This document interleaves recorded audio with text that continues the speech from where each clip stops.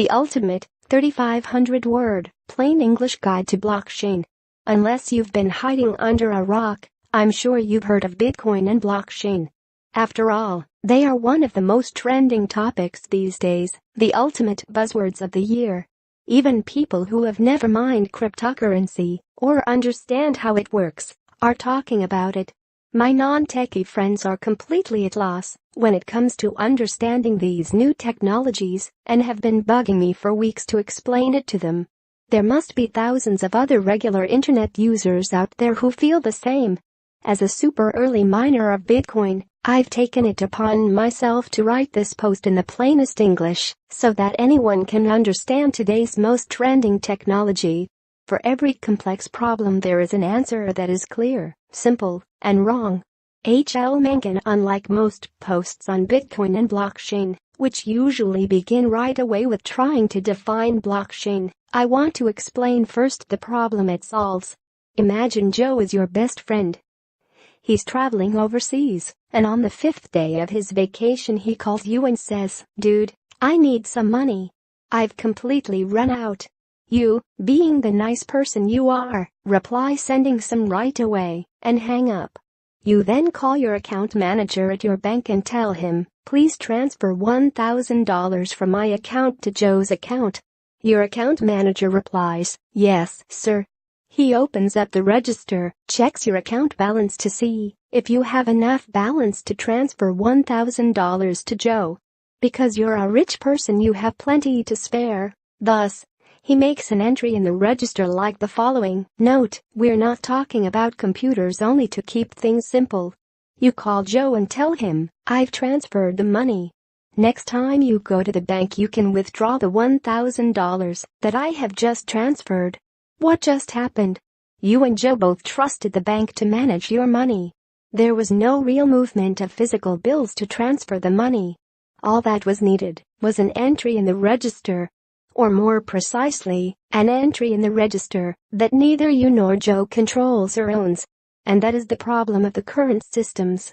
To establish trust between ourselves, we depend on individual third parties. For years, we've depended on these middlemen to trust each other. You might ask, what is the problem depending on them? The problem is that they are singular in number.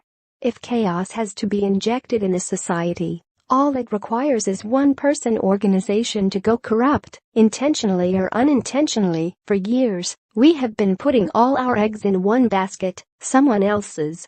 Could there be a system where we can still transfer money without needing the bank? To answer this question, we'll need to drill down further and ask ourselves a better question. After all, only better questions lead to better answers. Think about it for a second. What does transferring money means? Just an entry in the register. The better question would then be, is there a way to maintain the register among ourselves instead of someone else doing it for us?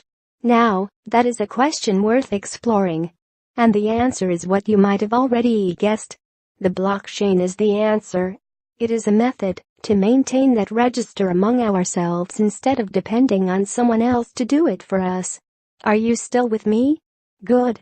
Because now, when several questions have started popping in your mind, we will learn how this distributed register works. The requirement of this method is that there must be enough people who would like not to depend on a third party.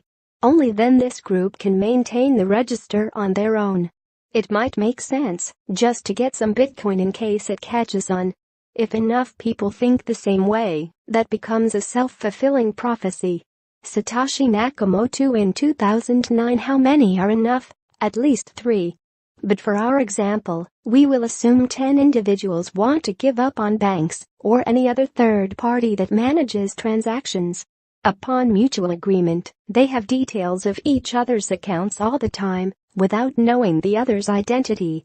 Everyone contains an empty folder with themselves to start with.